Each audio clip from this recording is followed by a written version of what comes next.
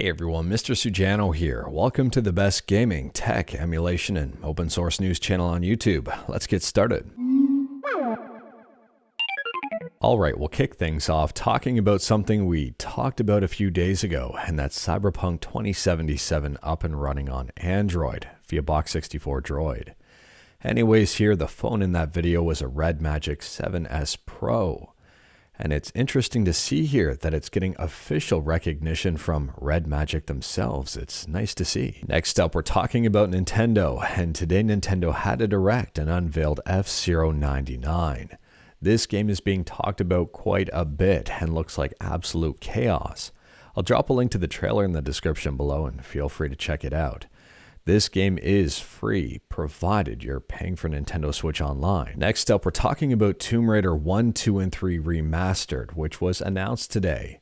It's going to release on February 14th of next year for PlayStation, Xbox, Nintendo Switch, and PC. It also features all of the secret levels and bonus content that was previously only available on PC. Moving on, and we're talking about Final Fantasy VII Rebirth, which got a release date announced today. It's coming out February 29th of next year. Next up, we're talking about the sequel to Hades, Hades 2. This game was already announced, but now we have a better picture of when the game is actually going to be released. And they're targeting Q2 of 2024, so sometime between April, May, or June. It is worth pointing out, though, that that's going to be an early access copy of it, although if it's anything like the previous Hades, the early access is probably going to be worth picking up. And speaking about early access, MK1 comes out in a few days now, and some people have got their hands on an early access copy. If you're itching to see some gameplay, feel free to check out a video or two or 1,000 on YouTube right now. And speaking about releasing in a few days, next up we're talking about Resident Evil 4, and today they announced the Separate Ways DLC is releasing on September 21st, so next week. Moving on, and we're talking about Contra, and Contra Operation Galuga was unveiled today, and it's going to be releasing soon. It's coming out for PlayStation, Xbox, Nintendo Switch, and PC, and it's being developed by WayForward. Taking a look at the graphics here, and I am a little bit torn. I'm not quite sure on how I feel about this one yet. It does look like a mobile game, and I'm not necessarily the biggest fan of the art direction.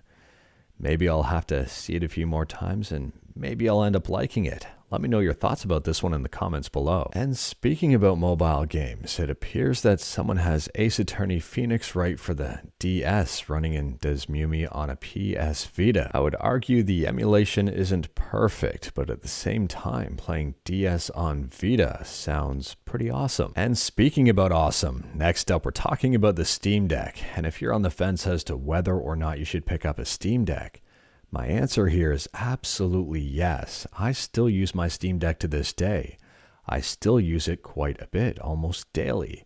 I think it's amazing, and I still make the argument that it can be used as a full-blown PC, provided you're not doing anything too crazy with it. I mean, I can film and edit YouTube videos on it absolutely no problem, and it's quieter than my laptop.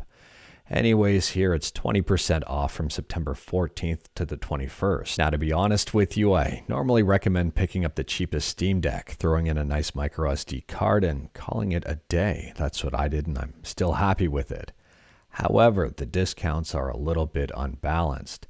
The cheapest one is 10% off. The mid-tier one, which gets you extra storage, is 15% off.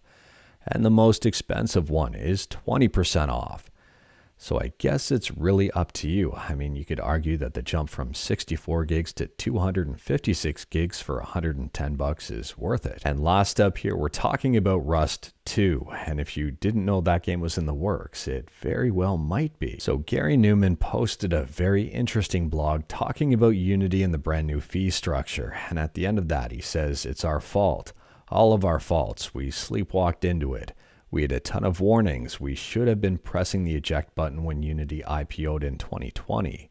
Every single thing they've done since then has been the exact opposite of what was good for the engine.